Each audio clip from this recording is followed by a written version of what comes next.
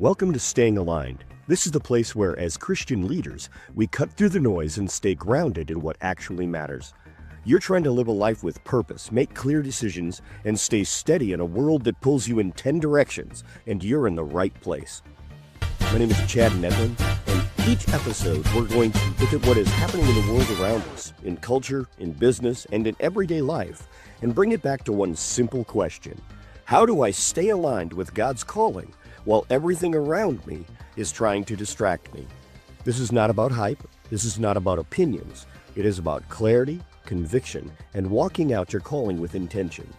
Today, we're going to unpack something a little interesting. Not from fear, not from reaction, but from alignment.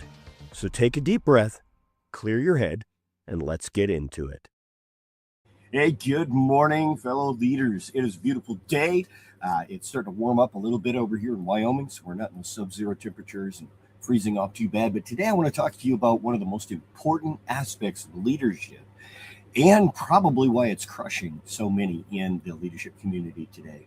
As Christians, we feel it is our job, our responsibility to lead the charge, to bring people forward from where they are to where they need to be, to do it with honesty, with integrity, with boldness, with love and compassion. But sometimes it hits heaviness when that burden of weight of leadership sits on our shoulders and it starts to hit home. And I'm not talking about, that hit home. Gosh, that's kind of personal. I'm talking about when the weight of leadership hits your home life. See, many of us have been called to lead, whether it just be with our spouse or with our spouse and our children. Sometimes it's even when children are living in a way that they have to become leaders for their parents because, hey, we're all at different stages of our life, right? And I've recently come into that with my kids. You know, they're young, they're stubborn. My son, I think there's only one person in the world more stubborn than my son, and that's his dad. But I can't fault him for being stubborn because he knows what he wants. And when he wants it, I want to encourage him to be able to go ahead and pursue the things that he wants. But how do we lead someone who's so determined on getting something that's not good for them? How do we lead them forward? And that burden, it fights against us because we've been taught that it's our job to lead them. It's our job to show them the way. It's our job to, the list goes on and on and on. But the reality is it's not our responsibility to make people go where it's good for them. It's our job to lead them. But how do we lead when nobody is willing to follow? They're not going to follow if they don't want to go where you're leading. So how do we lead them in that way? How do we show them where to go if they're not interested in looking? Well, today I want to share a little shift in perspective. See, I came from a military background. I learned what discipline was. I learned what hard work was. I learned what getting up at 4 a.m. and running 5-10 miles was, and then coming back and working out for an hour and a half just so we could be ready to go make our bed and start our day, right? I understand the discipline aspect. I understand the harshness of boundaries and goals and direction, and all of that is clear. But sometimes we let that structure carry over into places where others have not learned that discipline. They don't have that rugged structure set within themselves. They just have, I want this, I don't want that, this looks fun, that doesn't look fun, right? It's so simple to them. But we go, hey, if you want to go here, this is exactly what you need, how you need to go about doing it. This is all the things. In leadership, when it comes into the home life, sometimes the problem is that the people we're leading, that we've been called to lead, don't have any desire to go where we're leading. So how do we change that?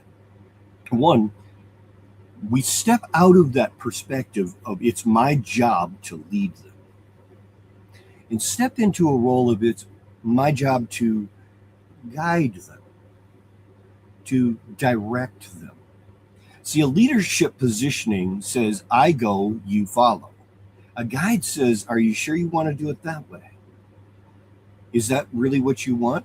Would this be a better option? It's a matter of helping them to make the right decision versus telling them to do it your way. And I fall into this trap more often than I would like to admit. But you know what? I believe that's part of leadership, is being willing to admit that you fail. You make mistakes. You do things wrong. But great leaders don't do it perfect. They get up, make an adjustment, and then continue forward. And that's exactly what I'm trying to do each day. And I want to encourage you guys to do this each day as well.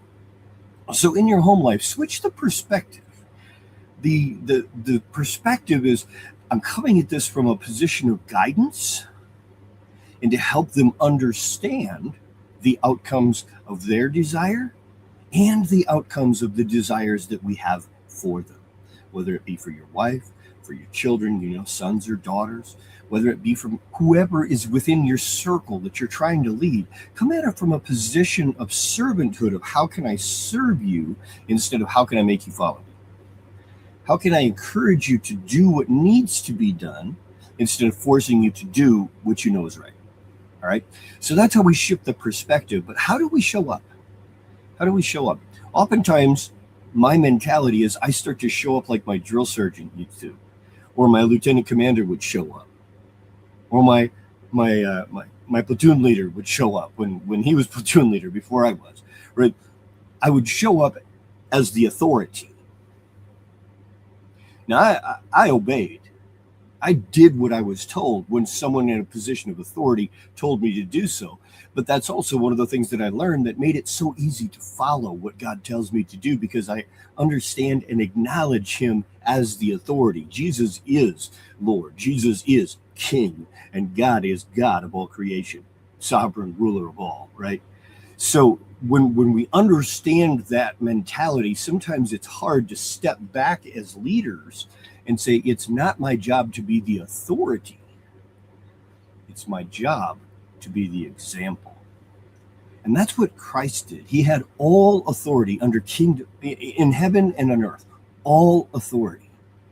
Yet he postured himself, he positioned himself as a servant leader.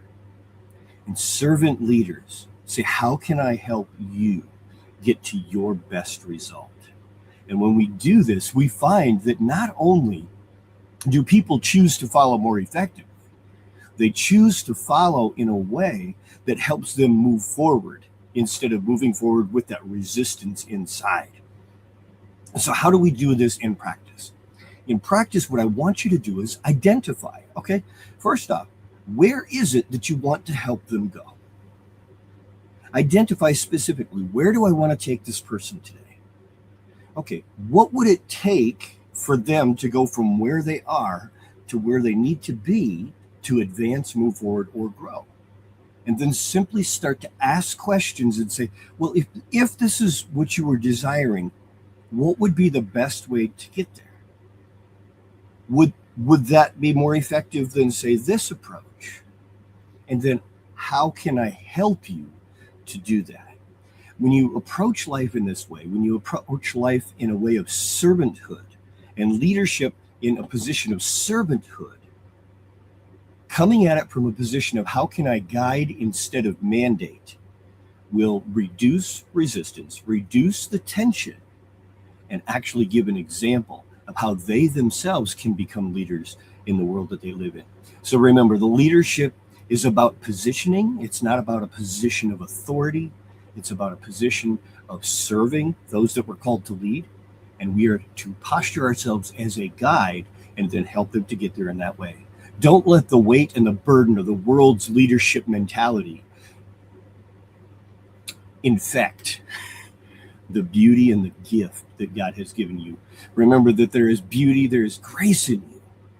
So each day as we move forward, I encourage you to not just sit back idly, but to actually sit back and truly do the things that are calling you into greatness. So go ahead right now. If you're here, I'd love you to drop a comment below.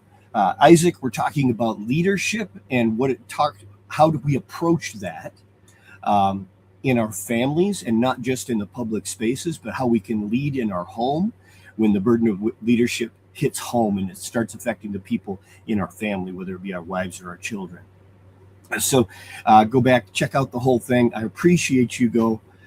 You guys have an amazing day. And remember, there's beauty and grace Go and share that with the world today. We'll talk soon. Bye-bye.